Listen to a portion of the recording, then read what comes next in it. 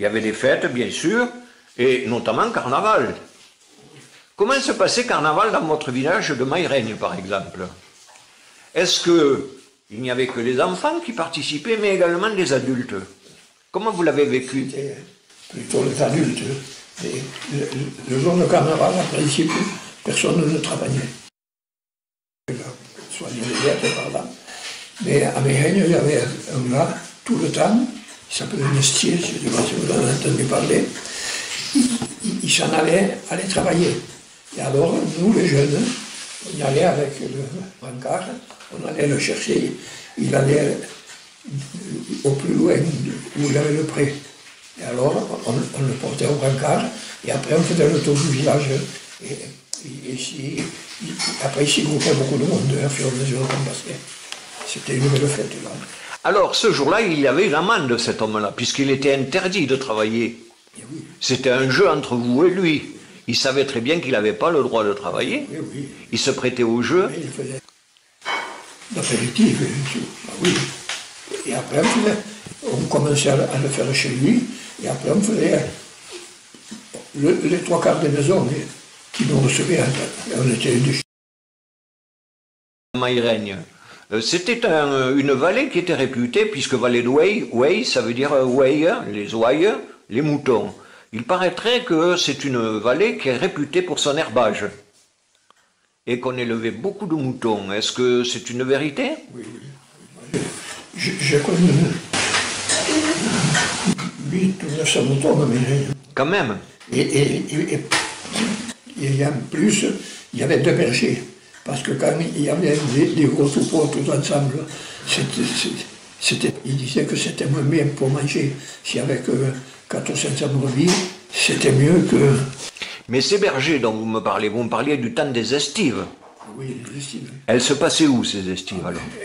Au-dessus? Dans la commune. Hein. Dans la commune. Mais à Maïrègne, moi j'ai vu un berger toute l'année et un vacher. C'était un pauvre misérable, mais on le nourrissait tout l'hiver et tout, pour ne rien faire.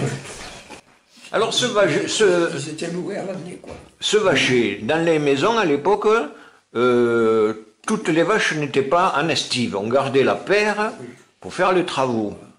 Comment vous faisiez la végade? Est-ce que vous voyez ce que je veux dire, la végade? Il y avait un vacher. C'était pas un tour de rôle par famille. Non, c'était le vacher que vous payiez, qui faisait communal, qui faisait la garde. Et là, on le gardait l'hiver pour l'avoir au printemps après. Et après, bon, il mangeait, et puis il coupait l'hiver, il coupait beaucoup de bûches, fantômes du bois, dans toutes les maisons.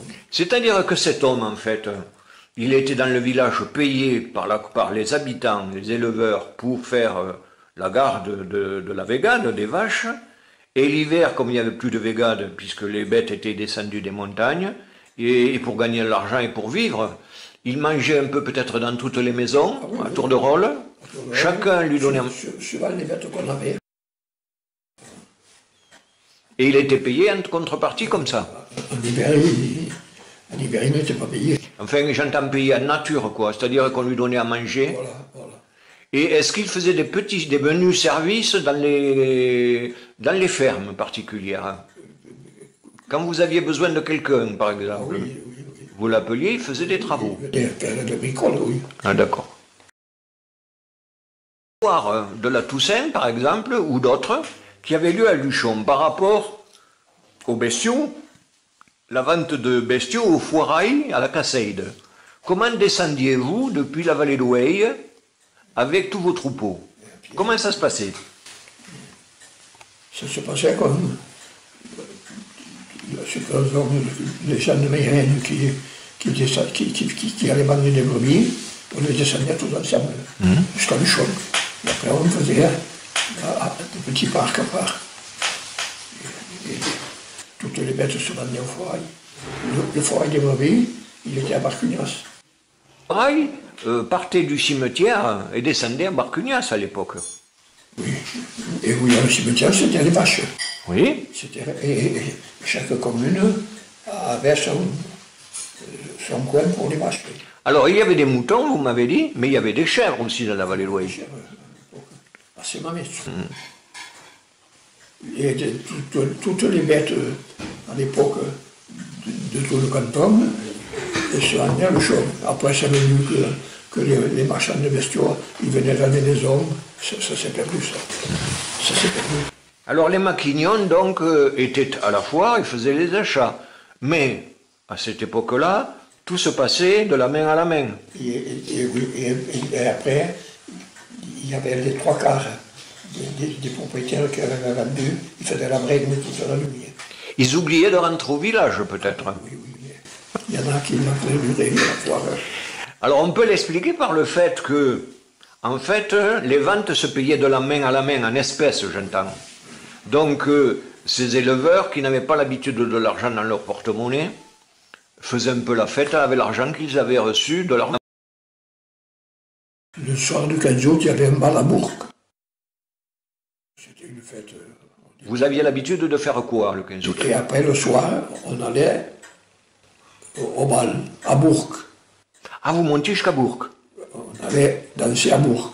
Et après, à telle heure, nous, ceux de Mérignac, Cobous, Cérès, tous les jeunes, à telle heure, on partait pour aller voir le lever du soleil au Mont-Nez. C'était un chemin. Oui. Et on arrivait au Mont-Nez. Le lever du soleil du Mont-Nez. D'accord. Ça avait une réputation terrible. Ah bon? Et après, on se portait de la bouffe pour le lendemain. Le lendemain, on redescendait, on faisait descendre à Brouillé, à montagne, hein. Après Cérès, Cobous, et redescendre en Mérignac, tout le monde. Par la montagne? À la montagne. Alors, Pas tant, ça.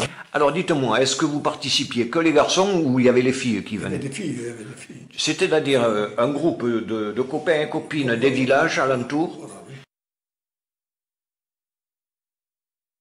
C'était ponctuel tous les 15 août. Vous montiez à Bourg, Aller danser, vous montez on partait. au Mont-Nez.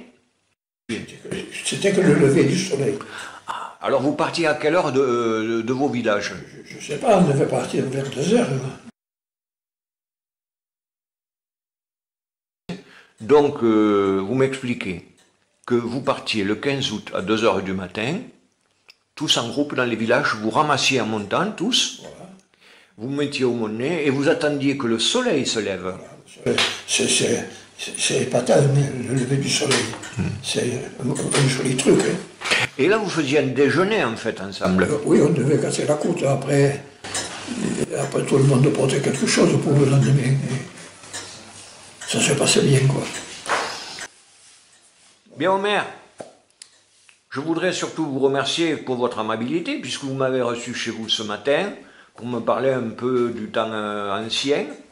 Merci à vous encore, je vous souhaite une bonne journée. Je vous remercie.